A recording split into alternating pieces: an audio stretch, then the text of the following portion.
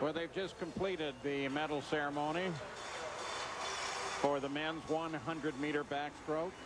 Aaron Pearsall holds his gold proudly up. And now, the men's 100-meter breaststroke final. World record holder in this is Brendan Hansen, and he has been nearly a second faster than anybody else. He is so head and shoulders above the rest of this crowd. At least here at these championships, he is the clear favorite. He is so far ahead of everybody else. Brendan Hansen, the world record holder in the 100 meters long course. He did that at the Olympic trials. He won the silver, went on to win the silver behind Kitajima of Japan. A little bit disappointed in that swim, I know. Ed Moses has a short course record with a 57.96.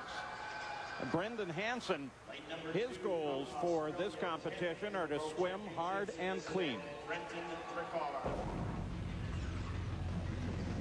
I just want to have solid swims.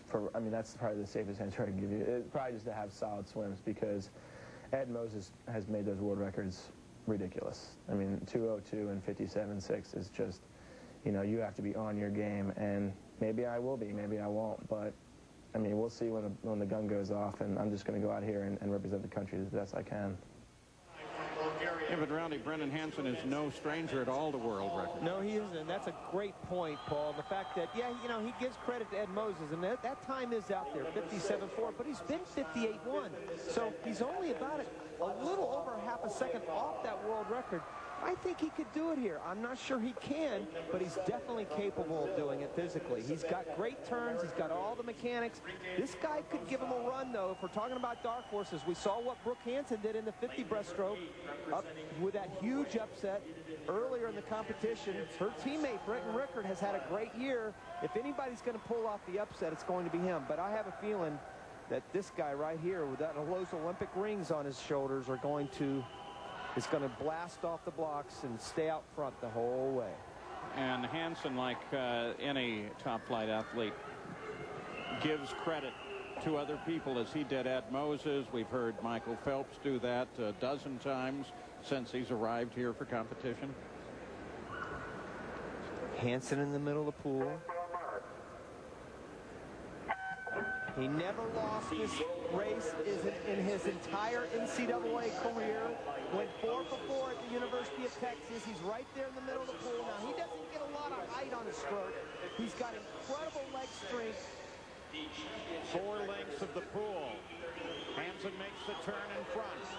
Boy, technically so efficient. You see that head nice and in line with his body.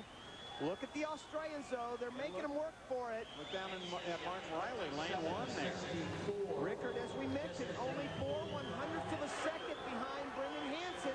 And the key is Brendan Rickard's to his right. And I'm not sure Hansen can see him, but look at Hansen really starting to make a move out now. Boy, he is really clearly taking advantage of that third 25. That's what he really worked on. And he gets better in the race. He won't die. He's going to win this one. Hansen in lane 4. Rickard very close on him. But it's Hansen all the way. Rickard comes in second. Polyakov third.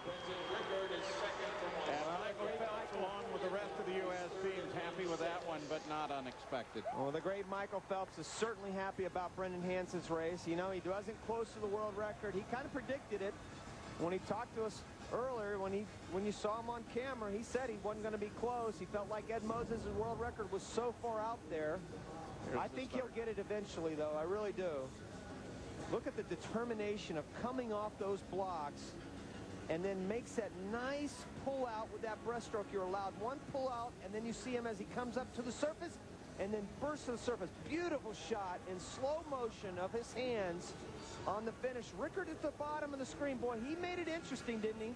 19/100ths of a second. Not just a tick behind Hansen. But that's why he's the world record holder anyway in the long course version. And a big smile on his face to boot. And Rickard of Australia, he was right there, right at the end, but it was Hansen, and as you said, right from the get-go. There's Michael. What sad news, though. He wins a gold medal. He does that with some back issues and then decides it's prudent to pull. A lot of pain. So let's go down poolside once again. Craig Hummer. Thanks once again, guys. Well, Brennan, you mentioned after the semis you didn't feel like you were really in the flow of the meet. Did this go better for you, at least from a feeling standpoint? And if so, what did you do differently tonight? Well, you know, tonight was definitely a bigger crowd, and it was just great to have that hometown support. So went out here tonight, fed off the crowd, and had a great race. Let's talk a little bit about the fact that you've already mentioned that Athens, a little bit of a disappointment there, but it's super motivated you for 4 years to come. Does this meet constitute the end of a long summer or the beginning of a long march toward Beijing? I think it's just an end of a summer, you know. We're just trying to hang on after the Olympics and have a good meet here, support the U.S. swimming, and come back in 2008 and have a better year. All right, congratulations on a great win. Thank you. Brendan Hansen, we show you the results, and